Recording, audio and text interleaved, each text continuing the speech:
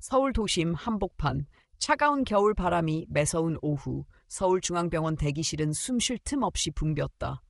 긴 복도를 따라 환자들이 어깨를 움츠린 채 줄지어 앉아 있었고 좁은 공간을 가득 메운 고단함과 불안이 공기 속에 퍼져 있었다.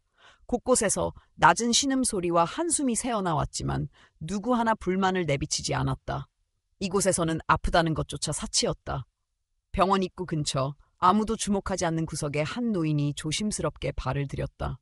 서미자, 72세. 헐거운 외투에 낡은 신발을 신고 있었지만 눈길을 끌만한 화려함은 없었다. 그녀는 복도 끝 접수 창구를 바라보며 천천히 다가갔다. 매서운 차가운 시선이 그녀를 향해 꽂혔지만 미자는 주춤거리지 않았다. 창구 너머에는 젊은 간호사가 서 있었다. 하얀 유니폼을 입은 그녀는 마치 기계처럼 서류를 정리하고 환자들의 질문에 짧게 대답했다. 미자는 떨리는 목소리로 말했다. 진료를 받고 싶다고 웜도 없고 예약도 없지만 몸이 너무 아파 꼭 진료를 받아야겠다고. 간호사는 무표정하게 그녀를 내다보았다. 보험이 없는 환자는 접수할 수 없다고 딱 잘라 말했다. 돈이 없으면 진료도 받을 수 없다는 말을 덧붙였다. 잠시 침묵이 흐른 뒤 미자는 힘겹게 다시 한번 부탁했다. 단 한 번만이라도 의사 선생님을 만나게 해달라고. 그러나 간호사는 지친 듯 고개를 저었다. 이 병원은 자선기관이 아니라는 무심한 답변이 돌아왔다. 주변에 있던 다른 환자들은 힐끔거리며 이 광경을 지켜봤지만 누구 하나 그녀를 위해 나서는 사람은 없었다. 모두가 알았다. 가난한 자를 위한 변명은 이곳에서 환영받지 않는다는 것을. 미자는 더 이상 말을 잇지 못하고 천천히 몸을 돌렸다. 무언의 절망이 뒤따랐다. 그러나 얼마 걷지 못해 바닥에 주저앉고 말았다. 가쁜 숨소리가 복도를 스쳤지만 아무도 움직이지 않았다. 사람들은 그저 바라볼 뿐이었다. 간호사조차 그 자리에 가만히 서 있었다. 그때 무거운 정적을 깨는 굵은 목소리가 복도를 울렸다. 무슨 일이냐는 짧은 한마디. 모든 시선이 동시에 돌아갔다. 깔끔한 흰 가운을 입은 한 남자가 빠른 걸음으로 다가오고 있었다. 서울중앙병원 병원장 박준호였다. 평소 냉정하고 엄격하기로 소문난 그가 지금은 왠지 다른 기운을 풍기고 있었다. 간호사는 당황한 표정으로 상황을 설명하려 했다. 하지만 박준호는 그녀의 말을 듣지 않았다. 그의 시선은 오로지 주저앉은 서미자에게 고정되어 있었다. 순간 그의 얼굴에 일렁이는 감정이 스쳤다. 믿을 수 없다는 듯 그리고 오래된 기억이 떠오르는 듯한 표정이었다. 박준호는 서미자 앞으로 다가갔다. 주변 환자들과 의료진은 그 모습을 지켜보며 숨을 삼켰다. 그리고 그 자리에서 박준호는 조용히 무릎을 꿇었다. 서울 중심부, 가장 크고 권위 있는 병원의 병원장이 한 초라한 노인 앞에서 무릎을 꿇은 것이었다. 복도는 숨 막힐 듯 조용해졌다. 아무도 말을 하지 않았다. 박준호는 떨리는 목소리로 서미자의 이름을 불렀다. 수십 년 동안 마음속에만 품어왔던 이름. 서미자는 희미하게 눈을 떴다. 그녀의 눈동자는 흐릿했고 앞에 서 있는 남자의 얼굴을 알아보지 못했다. 세월은 잔혹했고 빈곤은 더 잔혹했다. 그러나 박준호는 확신하고 있었다. 섬이 자신을 살려주었던 그 여인이 분명했다. 어린 시절 물에 빠져 죽을 뻔했던 자신을 거침없이 구해주었던 그날을, 따뜻한 손길과 눈물 어린 품을 그는 결코 잊지 않았다. 그녀는 그날 이후 자신의 전부였고 모든 시작이었다. 박준호는 조심스럽게 서미자를 감쌌다. 뒤따르는 의료진이 망설이자 그는 단호하게 말했다. 자신이 직접 데리고 가겠다고. 주변 사람들은 숨을 죽였다. 그리고 그가 서미자를 데리고 진료실 안으로 사라질 때까지 누구 하나 움직이지 못했다. 병원의 냉랭한 복도는 이전과는 다른 공기에 휩싸였다. 돈 없이는 아무것도 얻을 수 없던 이곳에서 한순간 인간성이 되살아난 것이다. 그러나 누구도 이 기적 같은 순간을 오래 기억하지 못할 것이라는 예감이 들었다. 서울은 그렇게 쉬운 도시가 아니었으니까. 그날 저녁 박준호는 서미자를 정성껏 진료실로 안내했다. 그리고 그곳에서 수십 년 동안 묻어두었던 채 꺼내지 못던 약속과 빚, 그리고 죄책감이 다시 살아나기 시작했다. 너무 오랜 시간이 지나버렸고 너무 많은 것들이 변해버렸지만 그는 알았다. 이제라도 무엇인가를 해야 한다는 것을. 박준호는 깊은 숨을 삼켰다. 그리고 조용히 마음속으로 맹세했다. 이 빚은 반드시 갚아야 한다고. 아무리 늦었더라도 아무리 힘들더라도. 그는 뒤늦게라도 자신을 구해주었던 이 여인을 위해 이 얼어붙은 세상을 바꿔야만 했다. 그러나 그는 아직 몰랐다. 이 결심이 앞으로 자신을 얼마나 큰 전쟁으로 몰아넣을지, 그리고 그 전쟁의 끝에는 상상도 하지 못했던 진실이 기다리고 있다는 것을. 박준호는 서미자를 진료실 안으로 안내한 후 그 자리에 가만히 앉아 그녀를 바라보았다. 침대에 누워있는 그녀의 모습은 너무도 초라하고 작았다. 의료진이 급히 준비한 산소 마스크와 링거가 설치됐지만 미자의 상태는 위태로워 보였다. 의료진들은 절차에 따라 움직였지만 박준호는 그저 조용히 그녀를 지켜보고 있었다. 그의 머릿속은 멈출 줄 몰랐다. 서미자라는 이름과 함께 떠오르는 수십 년 전 기억들이 끝없이 밀려들었다. 강원도의 한 작은 마을, 비가 며칠째 퍼붓던 어느 여름날, 온 마을이 물에 잠겼던 날이었다. 그날 어린 준호는 부모도 없이 허름한 움막에서 홀로 지내고 있었다. 불어난 물이 마을을 집어삼켰고 어린 준호는 쓸려 내려가는 집 앞 도랑에 빠졌다. 살기 위한 몸부림도 소용없던 순간 한 여자가 물속으로 뛰어들었다. 망설임 없이, 주저함 없이 그녀가 바로 서미자였다. 그날 이후 서미자는 부모도 친척도 없는 준호를 품었다. 겨우 비를 피할 수 있는 허름한 오두막, 밥이라 부르기에도 민망한 물탄죽 한 그릇이 전부였지만 그곳에서 준호는 처음으로 인간적인 온기를 배웠다. 비록 가난했지만 서미자는 언제나 준호에게 말했다. 배고프더라도 부끄러워하지 말라고, 가진 것이 없더라도 마음만은 지켜야 한다고. 하지만 세상은 잔인했다. 몇 년 후 도시에서 온 구호단체가 마을을 방문했다. 어린이들을 대상으로 한 입양 프로그램이 있었다. 서미자는 준호의 손을 꼭 잡고 며칠 밤을 고민했다. 결국 그녀는 결정했다. 이 아이가 이곳에 남아서는 안 된다고. 더 나은 미래를 위해서는 자신이 놓아줘야 한다고. 준호는 울면서 거부했지만 서미자는 끝까지 다독이며 보냈다. 그날 이후 준호는 서울로 올라왔고 새로운 가족 밑에서 교육을 받으며 자랐다. 시간이 지나면서 그는 점차 어린 시절을 마음 한구석에 묻었다. 성장과 성공의 과정에서 가난했던 과거는 부끄러운 기억이 되었고 서미자에 대한 기억도 점점 희미해져 갔다. 그리고 지금 세월을 돌아 다시 그녀를 마주하고 있었다. 그녀는 여전히 가난했고 여전히 약했고 여전히 세상으로부터 외면당하고 있었다. 준호는 가슴 깊은 곳에서 끓어오르는 죄책감을 느꼈다. 그는 성공했지만 그녀는 여전히 이 거대한 도시에 홀로 버려져 있었다. 간호사가 조심스럽게 다가와 진료 기록을 가져왔다. 박준호는 그것을 받아들여 빠르게 읽어내려갔다. 서미자는 최근 몇 년간 별다른 병원 기록이 없었다. 건강보험 가입 이력도 없었고 의료비를 감당할 방법도 없었다. 대부분의 진료는 지역 보건소나 무료 진료소를 전전했던 흔적뿐이었다. 그는 기록을 내려놓고 한참을 생각했다. 이 병원에서는 절대 환자를 차별해서는 안 된다고 스스로 다짐해왔지만 현실은 달랐다. 돈이 없으면 치료받을 수 없는 구조, 서류와 수익성에 매몰된 시스템. 오늘 서미자에게 일어난 일은 우연이 아니라 구조적인 문제의 자연스러운 결과였다. 박준호는 의료진에게 지시했다. 서미자의 모든 진료비를 병원 명의로 처리하라고, 최고의 치료를 제공하라고. 간호사들은 당황했지만 감히 반박하지 못했다. 그가 직접 나서겠다는 의지가 단호했다.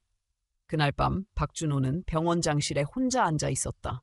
도시의 불빛이 창밖에 퍼져 있었지만 그의 마음은 침침했다. 그는 서랍을 열고 오래전 구호단체에서 받았던 한 장의 사진을 꺼냈다. 비에 젖은 어린 준호가 서미자 옆에 서 있던 사진. 사진 속의 서미자는 젊고 강인했다. 이제 그녀는 병들고 늙어 있었다. 세월은 그녀에게 너무나 가혹했다. 그는 그날 병원 로비에서 무릎 꿇은 순간을 떠올렸다. 체면도 직책도 잊은 채 본능처럼 움직였던 그 순간. 그때 그는 알았다. 이곳, 이 병원, 이 자리까지 올 수 있었던 건 서미자가 있었기 때문이었다. 그는 스스로에게 물었다. 이제라도 그 빚을 갚을 수 있을까? 그러나 쉽게 풀릴 문제가 아니었다. 그는 이미 의료진 사이에서 논란을 불러일으켰고 병원 경영진들 역시 그의 결정을 불편하게 받아들이고 있었다. 수익을 최우선으로 삼는 현재의 의료 구조 안에서 한 노인을 위해 병원 자원을 쓰는 것은 이해받기 어려운 일이었다. 박준호는 한숨을 삼켰다. 내일부터 시작될 싸움을 생각했다. 설득하고 또 설득해야 할 것이다. 이해시키지 못하면 스스로 책임을 지고 떠나야 할지도 몰랐다. 하지만 그는 결심했다. 설령 자신이 모든 것을 잃는다 해도 이번만큼은 외면하지 않겠다고. 창밖으로 흩뿌려진 겨울비가 병원 건물을 두드리고 있었다. 박준호는 조용히 창가에 섰다. 오래전 강원도에 비 내리던 여름날 물속에서 자신을 끌어올리던 서미자의 눈빛을 떠올렸다. 두려움 대신 따뜻함이 가득했던 그 눈빛을 그는 마음속으로 다짐했다. 이제는 자신이 그녀를 지켜야 할 차례라고. 그리고 어쩌면 그녀만이 아니라 이 도시 어딘가에서 조용히 사라져가는 또 다른 수많은 서미자들을 위해서라도 다음 날이 밝으면 그는 서미자를 위해 그리고 서미자와 같은 이들을 위해 본격적으로 싸워야 했다. 시간은 많지 않았다. 그리고 그는 더 이상 미룰 수도 없었다. 다음 날 아침 박준호는 병원 회의실로 들어섰다. 이미 대부분의 임원진과 주요 부서 책임자들이 자리를 잡고 있었다. 대기실에는 묘한 긴장감이 감돌았다. 준호가 어제 저지른 일은 병원 내에서 빠르게 퍼졌다. 병원장의 감정적 행동, 수익성이 없는 환자에게 과도한 지원을 지시했다는 이야기가 구설수에 올랐다. 회의는 형식적인 인사 없이 바로 본론으로 들어갔다.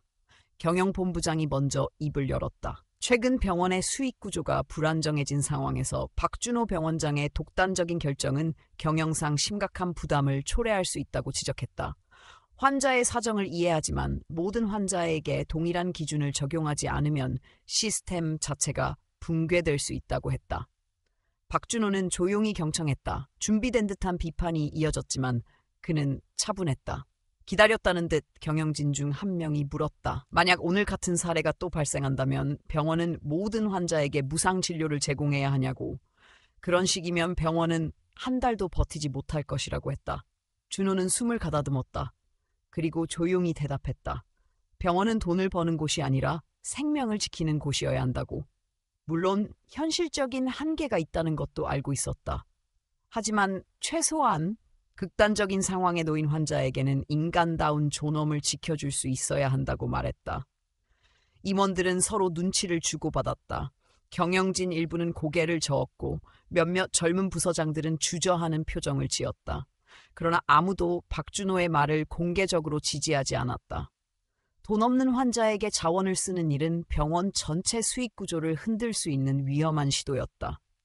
회의는 냉랭하게 마무리됐다. 공식적으로는 박준호의 권한을 인정하지만 앞으로 같은 결정을 반복할 경우 병원 운영위원회가 개입할 것이라는 경고가 내려졌다. 박준호는 예상했던 반응에 고개를 끄덕였다. 그는 이미 알고 있었다. 이 싸움은 단순히 한 사람을 구하는 문제가 아니라 시스템 자체를 뒤흔드는 일이 될 것이라는 것을. 회의가 끝난 후 준호는 병원 로비를 지나다가 몇몇 직원들의 수군거림을 들었다. 어제 로비에서 무릎 꿇었던 장면은 이미 모든 사람들의 입에 오르내리고 있었다. 누군가는 병원장의 인간적인 면모를 칭찬했지만 더 많은 사람들은 그가 병원을 망칠지도 모른다는 불안감을 이야기했다. 박준호는 개의치 않았다. 그는 서미자의 병실로 발걸음을 옮겼다.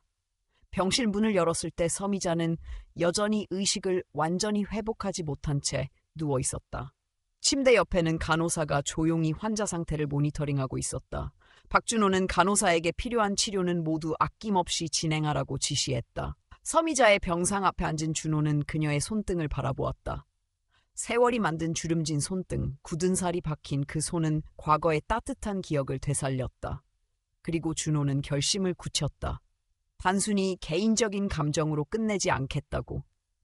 이 병원이 나아가 이 사회가 약자를 외면하지 않는 곳이 되어야 한다고. 그날 오후 박준호는 비서실을 통해 공식 공문을 준비했다. 병원 내에 사회적 약자 의료 지원 프로그램을 신설하겠다는 내용이었다.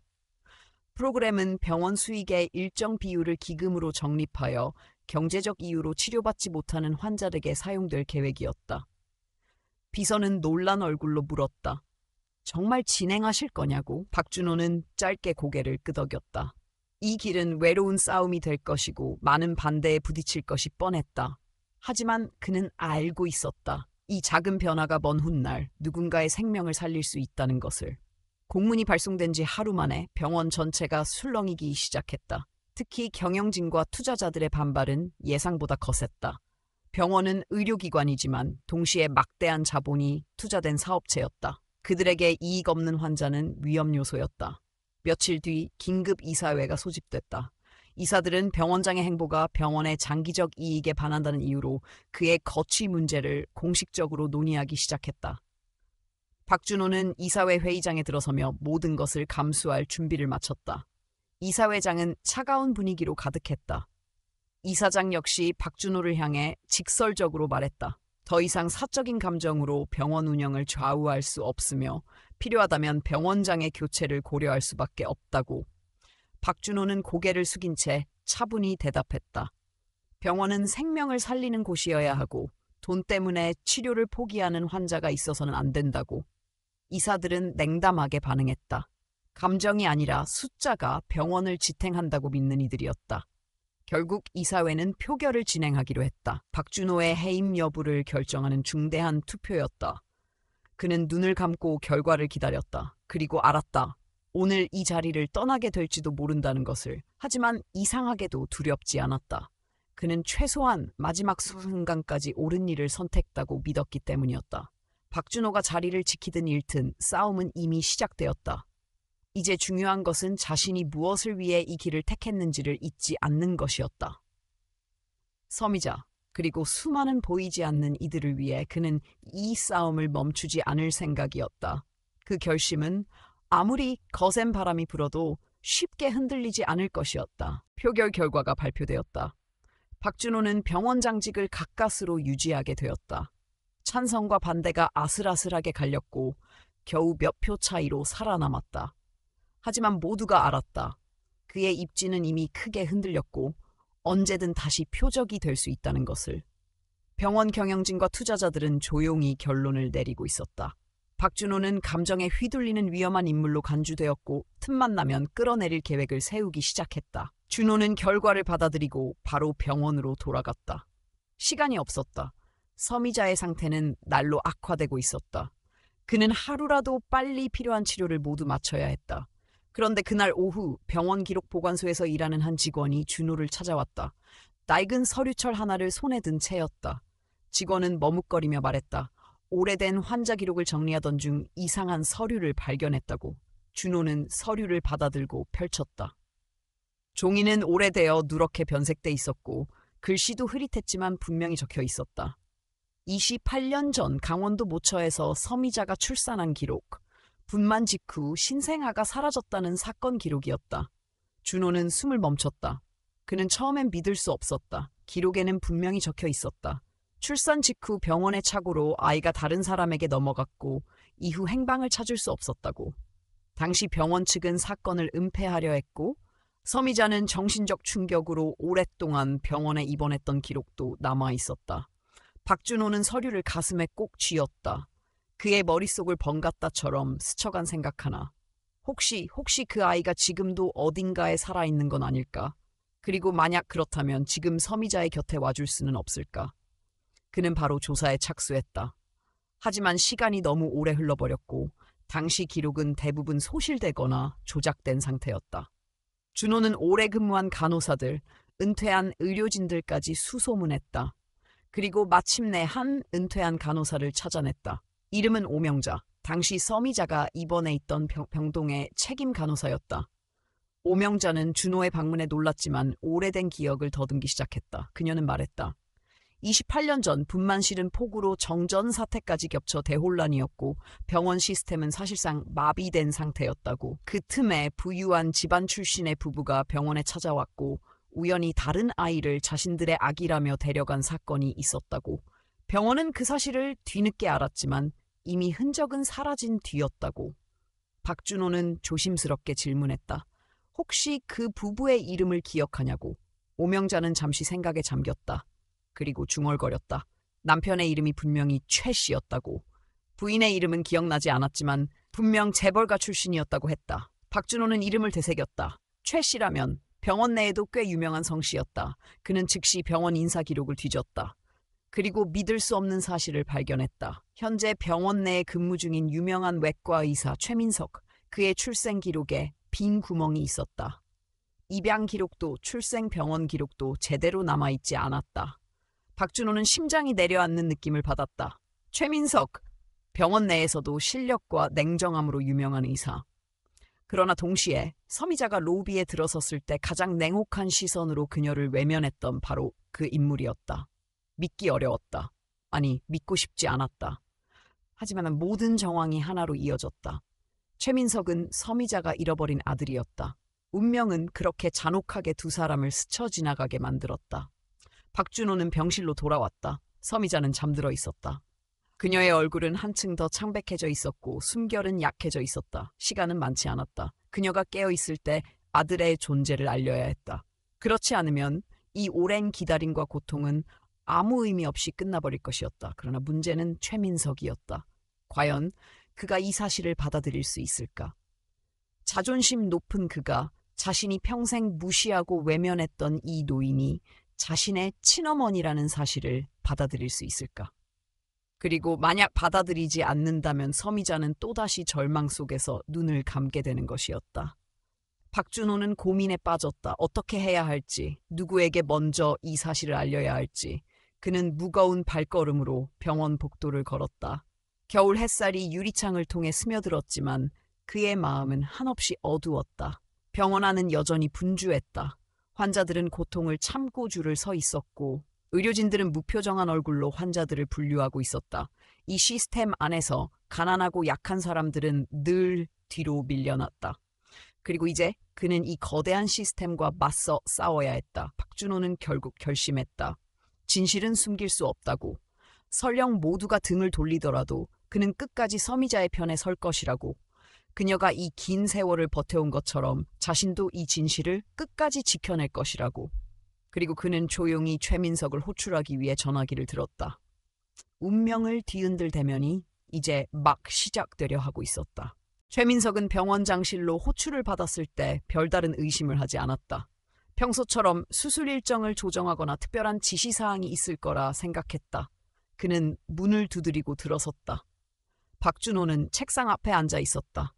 평소와 다른 묘한 긴장감이 방 안에 감돌았지만 민석은 대수롭지 않게 여겼다. 박준호는 조용히 의자에 앉으라고 했다. 민석은 자리에 앉으며 물었다. 무슨 일인지. 박준호는 잠시 말을 고르다 뜻밖의 질문을 던졌다. 자신의 과거에 대해 궁금했던 적이 있느냐고. 민석은 당황했다. 그는 지금껏 특별히 과거를 의심해 본 적이 없었다. 부모는 언제나 그를 사랑했고 부족함 없이 키워주었다. 그 이상을 생각해 본 적이 없었다. 박준호는 서랍에서 한 장의 서류를 꺼내 조심스럽게 건넸다. 민석은 서류를 받아 읽기 시작했다. 낡은 종이 위에 기록된 단어들이 눈에 들어왔다. 28년 전 강원도 모처병원 신생아 실종 사건, 이름 모를 산모, 병원의 차고, 찾을 수 없었던 아기. 그는 처음엔 무슨 의미인지 이해하지 못했다.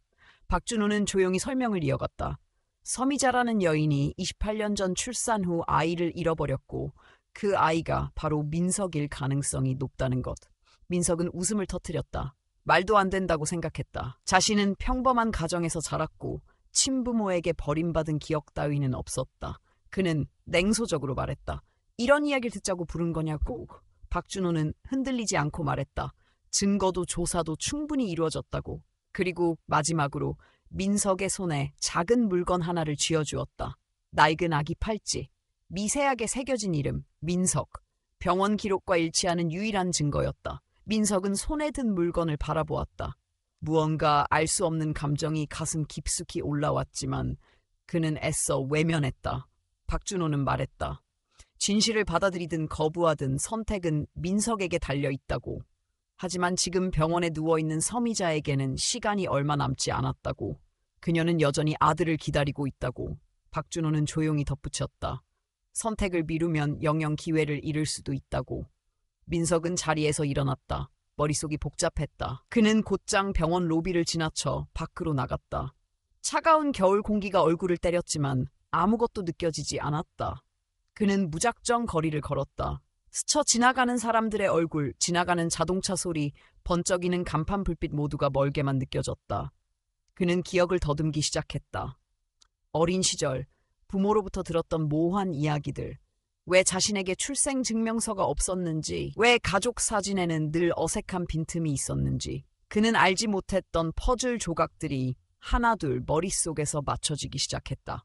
민석은 갈등했다. 평생 쌓아온 정체성이 흔들렸다. 사랑받고 자란 기억과 친부모를 잃어버렸다는 충격 사이에서 그는 길을 잃은 듯했다. 무엇보다 받아들이기 힘든 것은 자신이 병원 로비에서 냉정하게 외면했던 노인이 자신의 친어머니일 수도 있다는 사실이었다. 시간은 흘러갔다. 민석은 3일 동안 병원에 나타나지 않았다. 박준호는 기다렸다. 억지로 강요할 수 없는 일이었다. 선택은 민석이 스스로 해야 했다. 서미자의 병세는 급속히 악화되고 있었다. 의식이 희미해졌고 약한 맥박은 위태로웠다. 박준호는 매일 병실을 찾았다. 그녀는 때때로 눈을 뜨지만 곧 다시 깊은 잠에 빠져들었다. 그녀가 깨어있을 때마다 박준호는 조심스럽게 말을 건넸다. 기다리라고. 분명히 좋은 소식이 올 거라고. 3일째 되던 날 저녁이 깊어갈 무렵 병원 정문 앞에 한 남자가 모습을 드러냈다. 초췌하고 지친 얼굴, 붉게 충혈된 눈빛. 최민석이었다. 그는 망설임 없이 병원 안으로 들어섰다. 병원 복도를 지나면서도 단 한 번도 주위를 돌아보지 않았다. 민석은 병원 장실을 지나쳐 곧바로 병실로 향했다. 그가 문을 열자 조용한 숨소리만이 공간을 채웠다. 침대 위에 누운 서미자는 여전히 미약한 숨을 쉬고 있었다. 병실 안에는 박준호도 있었다. 그는 민석을 향해 가볍게 고개를 끄덕였다. 민석은 천천히 침대 곁으로 다가갔다. 그는 조심스럽게 서미자를 바라보았다. 주름진 얼굴, 희미하게 떨리는 입술, 그리고 아련한 표정. 그는 기억을 더듬었다. 어린 시절 꿈속에서 어렴풋이 떠오르던 따뜻한 손길과 부드러운 목소리. 이름조차 기억나지 않는 감정이 밀려왔다. 그는 주먹을 불끈 쥐었다. 그리고 작게 입을 열었다. 어머니라고. 미자는 느릿하게 눈을 떴다. 흐릿한 시야 속에 비친 민석의 얼굴을 가만히 바라보았다. 처음엔 알아보지 못하는 듯했지만 이내 작게 미소를 지었다. 아무 말도 하지 않고 그냥 바라보았다. 그 순간 민석은 모든 저항을 내려놓았다. 과거를 잊기로, 두려움을 지우기로, 분노를 접기로. 그는 서미자의 손을 조심스럽게 잡았다. 손끝으로 전해지는 미약한 온기가 그의 심장을 울렸다. 늦었지만, 아주 늦었지만 그래도 다행이었다. 민석은 속삭였다. 이제라도 곁에 있을 거라고. 다시는 외롭게 두지 않겠다고. 아무리 늦었다 해도 다시 시작할 수 있다고. 그의 눈가에 뜨거운 감정이 차올랐다. 병실 안은 조용했지만 그 고요함 속에는 세상의 어떤 소음보다 큰 울림이 있었다. 그날 밤 민석은 병실을 지키며 앉아 있었다. 어머니의 숨소리를 들으며 그는 다짐했다. 앞으로 자신의 인생을 완전히 바꿀 것이라고. 어머니에게 부끄럽지 않은 사람이 될 것이라고. 그리고 어머니를 위해 또 어머니와 같은 사람들을 위해 싸울 것이라고. 아주 오랫동안 잊혀졌던 무언가가 그의 가슴속 깊은 곳에서 조용히 깨어나고 있었다. 며칠이 흘렀다. 최민석은 더 이상 이전과 같은 사람이 아니었다. 그는 서미자의 병실을 하루도 거르지 않고 찾았고 짧은 시간이라도 그녀 곁을 지켰다. 이전까지 병원 안에서 환자들과 거리감을 두었던 모습은 찾아볼 수 없었다. 누군가에게 먼저 다가가 인사를 건네고 의료진에게도 한층 부드럽게 말하는 모습을 보였다. 병원의 젊은 의사들과 간호사들은 조용히 변화를 느꼈다. 그러나 변화는 민석 개인에게만 일어난 것이 아니었다. 박준호와 최민석은 함께 병원 내부의 구조를 바꾸기 위한 작은 움직임을 시작했다. 그들은 경제적 어려움으로 치료를 포기해야만 했던 환자들을 위해 희망의료지원기금 설립을 공식적으로 추진했다. 초기 자금은 민석이 개인 재산 일부를 내놓기로 결심했다. 박준호도 기꺼이 동참했다. 병원 내부 반응은 엇갈렸다. 일부 의료진은 조심스러운 기대를 품었지만 대다수 경영진과 투자자들은 노골적인 반감을 드러냈다. 병원은 기업이며 수익 없이는 생존할 수 없다는 논리가 다시 고개를 들었다. 투자자 회의에선 민석과 준호를 향해 비난이 쏟아졌다. 감정에 치우친 결정을 내리는 것은 병원 전체를 위협하는 일이라는 비판이 이어졌다. 하지만 민석은 물러서지 않았다. 그는 차분하고 단호한 어조로 말했다. 병원은 생명을 다루는 곳이며 돈이 없어 치료받지 못하는 사람이 존재해서는 안 된다고. 그는 자신의 경험을 담담히 꺼냈다. 자신이 누구에게서 태어났는지 몰랐던 시간, 그리고 이제야 찾은 어머니의 존재가 그에게 어떤 변화를 가져왔는지를. 그의 목소리는 회의실을 가득 메운 냉담한 공기를 조금씩 흔들었다. 몇몇 젊은 의사들이 조용히 고개를 끄덕였다. 일부 간호사들도 눈빛을 바꿨다. 변화를 바라던 이들이 조심스럽게 한 발 내딛기 시작한 것이다. 기금 설립을 위한 첫 모금 행사가 열렸다. 민석은 공식적으로 연설에 나섰다. 그는 환자들의 눈을 바라보며 말했다. 여기 있는 모든 사람은 누군가의 가족이며 누군가의 친구이고 누군가의 소중한 인생이라고. 경제적 여건이 한 인간의 생존 여부를 결정하는 사회는 잘못된 것이라고. 그의 진심 어린 호소는 서서히 병원 내부와 외부의 사람들을 움직였다. 언론도 관심을 가지기 시작했고 몇몇 사회단체는 공개적으로 지지를 표명했다. 작은 파문처럼 시작된 움직임이 점차 커지기 시작했다. 하지만 그럴수록 반발도 거세졌다. 병원 이사회에서는 또다시 긴급회의가 열렸다. 일부 투자자는 최민석과 박준호를 병원의 리스크로 규정했다. 그들은 공식적으로 두 사람의 해임을 요구했다. 이사회장의 공기는 살얼음판 같았다. 박준호는 침착하게 모든 발언을 들었다. 그리고 단호하게 말했다. 병원은 단순히 수익을 내기 위한 곳이 아니라 사람을 살리기 위한 곳이라고. 아무리 어려워도 누구 하나 포기하지 않는 병원을 만들겠다고. 최민석도 옆에서 말했다. 자신이 어머니를 잃을 뻔했던 그날을 잊지 않겠다고. 그리고 같은 고통을 또 다른 누군가에게 강요하지 않겠다고. 그들의 목소리는 작았지만 확고했다. 이사회는 결정을 미루기로 했다. 더는 함부로 그들을 몰아낼 수 없다는 것을 알았다. 이미 여론이 움직이고 있었고 외부의 시선도 그들을 주목하고 있었다. 그날 밤 민석은 병원 옥상에 올라 하늘을 올려다보았다. 별은 보이지 않았지만 그는 확신했다. 자신이 가야 할 길이 무엇인지. 어린 시절 누구의 품에도 안기지 못한 채 외로웠던 기억이 선명하게 떠올랐다. 그 외로움이 지금 그를 여기까지 데려왔다. 서미자는 여전히 병상에 누워 있었다. 그녀의 숨은 점점 약해졌지만 얼굴에는 이상할 정도로 평온한 기운이 감돌았다. 민석은 그녀의 곁에 앉아 조용히 손을 잡았다. 이제 그는 더 이상 도망치지 않았다. 이제 그는 끝까지 곁에 있을 것이었다. 며칠 뒤 병원 내에 작은 변화가 시작됐다. 환자 상담 창구에 희망 의료 지원 안내문이 붙었고 소득 수준에 따른 치료비 지원 프로그램이 공식 가동되기 시작했다. 직원들 사이에서는 여전히 불만과 불안이 있었지만 동시에 작은 희망도 피어오르고 있었다. 최민석은 다시 수술실에 섰다. 하지만 그는 더 이상 예전처럼 차가운 눈으로 환자들을 바라보지 않았다. 한 사람 한 사람의 이야기를 들으려 노력해 그들의 두려움을 이해하려 했다. 그 변화는 환자들에게도 전해졌다. 그들은 의사의 손끝이 아닌 마음에서 오는 온기를 느끼기 시작했다. 병원의 공기는 조금씩 바뀌고 있었다. 빠르지는 않았지만 분명히 달라지고 있었다. 돈보다 생명을, 수익보다 사람을 우선하는 새로운 문화가 서서히 자리 잡기 시작했다. 그리고 그 모든 변화의 시작에는 한 노인과 한 아들의 다시 만난 인연이 있었다. 서미자는 아무 말 없이 누워 있었지만 그녀의 존재는 조용히 병원 전체를 바꾸고 있었다. 그녀가 남긴 사랑은 이제 수많은 이들의 가슴 속에 뿌리를 내리고 있었다. 최민석은 서미자의 병실을 매일 찾았다. 시간이 흐를수록 그녀의 몸은 점점 더 쇠약해져 갔다. 의료진은 최선을 다했지만 세월이 남긴 흔적을 거스를 수는 없었다. 민석은 그 사실을 받아들이기까지 많은 시간이 필요했다. 그는 매일 어머니의 손을 잡고 작은 이야기들을 들려주었다. 어린 시절의 기억, 병원에서 있었던 소소한 일들, 그리고 이제야 깨달은 삶의 의미까지. 서미자는 가끔 눈을 떴다. 짧은 순간이었지만 그녀는 민석을 바라보았다. 말을 잇지 못해도 손가락을 살짝 움직이는 것만으로도 충분했다. 그 작은 움직임이 민석에게는 모든 것이었다. 그는 어머니가 자신의 존재를 느끼고 있다는 것에 감사했고 더 이상 후회하지 않기로 했다. 병원에서는 변화가 계속 일어났다.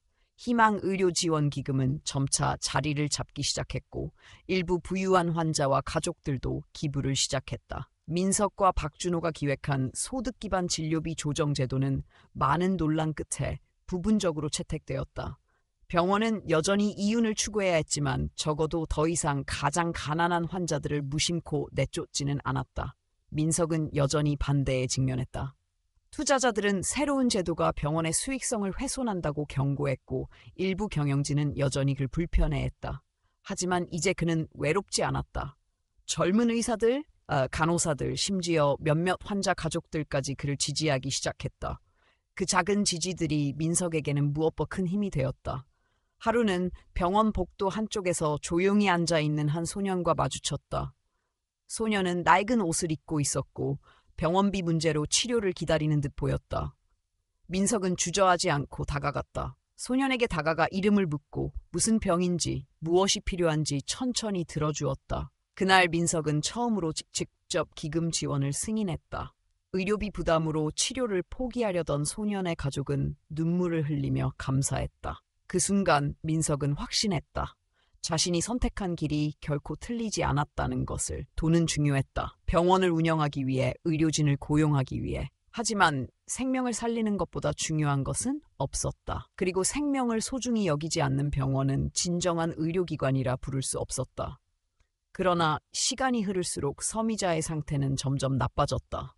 의료진도 더 이상 숨기지 않았다. 어느 날 밤 박준호가 조심스럽게 민석을 불렀다. 이제 마음의 준비를 해야 한다고 말했다. 민석은 고개를 끄덕였다. 이미 알고 있었다. 어머니와 함께할 시간이 얼마 남지 않았다는 것을. 그날 밤 민석은 병실에 남았다. 서미자의 숨소리는 얕고 고르지 못했다. 민석은 조용히 어머니의 손을 잡고 있었다. 그는 속삭였다. 어머니가 남긴 사랑을 헛되이 하지 않겠다고, 앞으로 더 많은 생명을 살리고 지킬 거라고. 그는 자신이 할 수 있는 모든 것을 다하겠다고 약속했다. 서미자는 마지막 힘을 다해 민석을 바라보았다. 미약하게나마 눈가에 미소가 번졌다. 그녀는 아무 말도 하지 않았지만 모든 감정이 그 짧은 눈빛 안에 담겨 있었다. 민석은 눈을 감고 그 순간을 가슴 깊이 새겼다. 새벽이 가까워오던 시각, 서미자는 조용히 마지막 숨을 내쉬었다. 아무런 소란도 없이 마치 긴 여행을 떠나는 사람처럼 조용했다. 민석은 아무 말도 하지 않았다. 그는 그저 어머니의 손을 꼭 쥐고 있었다. 병원은 깊은 정적에 휩싸였다. 서미자의 죽음은 병원의 누구에게도 큰 뉴스가 아니었지만 민석과 박준호에게는 세상이 멈춘 듯한 순간이었다. 민석은 어머니의 이불을 정리해주고 조용히 병실을 나섰다. 박준호가 문 앞에서 기다리고 있었다. 두 사람은 짧은 눈빛을 교환했지만 그 어떤 말보다 많은 것을 나누었다. 며칠 후 조촐한 장례식이 열렸다. 서미자의 마지막 길은 소박했지만 외롭지 않았다. 민석과 박준호를 비롯해 몇몇 의료진 그리고 몇몇 환자 가족들이 참석했다. 장례식 내내 민석은 한 번도 고개를 숙이지 않았다. 그는 어머니를 부끄러워하지 않았다. 오히려 자랑스러웠다. 그녀가 남긴 삶의 흔적은 이제 그의 삶 안에 깊숙이 새겨져 있었다. 장례가 끝난 후 민석은 병원 옥상에 올라가 서울 시내를 내려다보았다. 빽빽한 건물들 사이로 바람이 불어오고 있었다. 그는 조용히 속삭였다. 어머니, 이제부터 내가 할게요. 이제부터는 내가 지킬게요. 그리고 그는 다시 병원으로 내려갔다. 기다리고 있는 수많은 환자들을 향해 아직 끝나지 않은 싸움을 이어가기 위해. 그는 이제 알았다. 진짜 싸움은 지금부터라는 것을. 서미자의 삶은 끝났지만 그녀의 사랑은 계속 살아 숨쉬고 있었다. 그 사랑이 민석의 심장을 뛰게 하고 세상을 조금씩 바꿔나가고 있었다. 서미자의 장례가 끝난 후 최민석은 단 하루도 쉬지 않았다. 그는 자신의 모든 시간을 병원과 환자들에게 쏟아부었다. 희망의료지원기금은 점차 체계를 갖추었고 경제적 어려움으로 고통받던 환자들에게 실질적인 도움을 주기 시작했다. 초기에는 소수의 지원자뿐이었지만 점차 그 소문이 퍼지면서 전국 각지에서 지원 요청이 몰려들었다. 민석은 기금을 관리하는 위원회를 조직했다. 단순한 시혜가 아니라 정말로 필요한 사람들에게 도움을 줄 수 있도록 투명하고 공정한 심사를 약속했다. 그는 더 이상 혼자가 아니었다. 뜻을 함께하는 젊은 의사들, 간호사들, 심지어 병원 행정팀까지 일부가 자발적으로 참여했다. 작은 움직임은 조금씩 병원의 문화를 바꾸고 있었다. 희망은 조용히 퍼져나갔다. 치료를 포기했던 노인이 다시 걷게 되었고 부모를 잃고 방황하던 청년이 다시 꿈을 꾸기 시작했다. 돈이 없다는 이유로 수술을 빌었던 아이가 건강을 되찾고 웃음을 되찾았다. 민석은 그 모든 순간을 조용히 지켜보았다. 어머니가 바랐던 세상, 소외받는 이들이 외면당하지 않는 세상에 한 걸음 더 다가가고 있다는 것을 느꼈다. 하지만 여전히 싸움은 남아 있었다. 경영진 중 일부는 끊임없이 압박을 가했다. 수익률이 떨어진다는 이유로, 병원의 이미지를 훼손시킨다는 이유로 민석과 박준호를 몰아내려 했다. 그러나 그들은 두려워하지 않았다. 이미 그들의 곁에는 수많은 환자와 가족, 그리고 뜻을 함께하는 동료들이 있었다. 민심은 돈보다 강했다. 그들은 알고 있었다. 진심은 언젠가 반드시 전달된다는 것을. 시간이 흘러 병원 앞에는 작은 조형물이 세워졌다. 서미자 기념 조형물이었다. 특별하거나 화려하지 않았다. 작고 소박한 동상 하나와 그 옆에 새게 새겨진 짧은 문구가 전부였다. 누구도 외면당하지 않는 세상을 위해. 조형물 제막식 날, 민석은 조용히 조형물 앞에 섰다. 수많은 사람들이 둘러싸고 있었다. 병원 직원, 환자 가족, 자원봉사자들, 그리고 언론까지. 그는 말없이 고개를 숙였다. 이 조형물은 단순한 기념이 아니라 자신에게 주어진 사명이었다. 박준호는 멀리서 그 모습을 지켜보았다. 그는 안다. 민석이 걸어가야 할 길이 결코 쉽지 않다는 것을. 하지만 그는 또한 믿었다. 민석은 끝까지 포기하지 않을 것이라는 것을. 민석은 다시 병원 안으로 걸어 들어갔다. 어느새 해가 저물고 있었다. 병원의 창문 하나하나에 불이 켜지기 시작했고, 복도에는 환자들의 숨소리와 간호사들의 발걸음 소리가 섞여 퍼졌다. 그 속에서 민석은 자신이 진짜로 살아있다는 것을 느꼈다. 그날 밤, 민석은 어머니의 사진을 꺼내 들었다. 오래된 사진 속 서미자는 잔잔한 미소를 짓고 있었다. 민석은 사진을 바라보며 속삭였다. 아직 멀었다고, 하지만 반드시 더 많은 사람을 살릴 거라고, 그 약속을 꼭 지킬 거라고. 세상은 여전히 냉정했고 돈과 권력이 우선되는 구조는 쉽게 바뀌지 않았다. 가난은 여전히 사람들의 어깨를 짓눌렀고 약한 이들은 목소리를 내기 어려웠다. 하지만 민석은 알았다. 한 사람의 변화가 세상을 바꿀 수 있다는 것을. 아주 작은 용기가 수많은 생명을 구할 수 있다는 것을. 그리고 그는 믿었다. 언젠가 더 많은 이들이 깨닫게 될 거라고. 인간다운 세상은 거창한 슬로건이 아니라 지금 내 옆에 있는 사람을 외면하지 않는 작은 행동에서 시작된다는 것을. 사랑은 기적처럼 찾아오는 것이 아니라 매일의 선택 속에서 천천히 자라난다는 것을. 최민석은 병원 복도를 따라 걸었다. 그는 더 이상 혼자가 아니었다. 그의 곁에는 어머니의 기억이 있었고 함께 꿈을 꾸는 사람들이 있었다. 그들은 모두 알고 있었다. 오늘의 작은 선택이 내일 누군가의 생명을 지킬 수 있다는 것을. 그리고 바로 그것이 서미자가 남긴 가장 위대한 유산이었다. 외면당했던 한 사람의 사랑이 세상을 조금씩, 그러나 확실하게 바꾸고 있었다. 오늘 이야기에 귀 기울여 주신 모든 분들께 진심으로 감사드립니다. 여러분과 함께 이 따뜻하고도 깊은 이야기를 나눌 수 있어 정말 행복했습니다. 오늘의 이야기는 우리에게 소중한 교훈을 남깁니다. 삶에서 진정 중요한 것은 돈이나 지위가 아니라 서로를 향한 작은 관심과 온기라는 사실입니다. 어떤 이들은 세상의 무관심 속에 홀로 견뎌야 했지만 누군가의 따뜻한 손길 하나가 그들의 삶을 많이 바꿀 수 있음을 우리는 다시금 깨닫게 됩니다. 작은 배려가 모여 세상을 바꾸고 잊혀진 사랑이 다시 이어질 수 있다는 희망을 우리는 잊지 말아야 합니다. 이야기가 마음에 닿았다면 저희 채널을 응원해주세요. 방법은 아주 간단합니다. 좋아요 버튼을 눌러주시고 오늘 이야기를 들으며 느끼신 생각이나 감정을 댓글로 남겨주세요. 그리고 채널을 구독해 주신다면 앞으로도 더 많은 따뜻한 이야기와 함께할 수 있습니다. 여러분, 한 분 한 분의 관심과 참여가 저희에게 큰 힘이 됩니다. 앞으로도 진심을 담은 이야기로 여러분 곁을 지키겠습니다. 다시 한번 오늘 함께해 주셔서 진심으로 감사드립니다.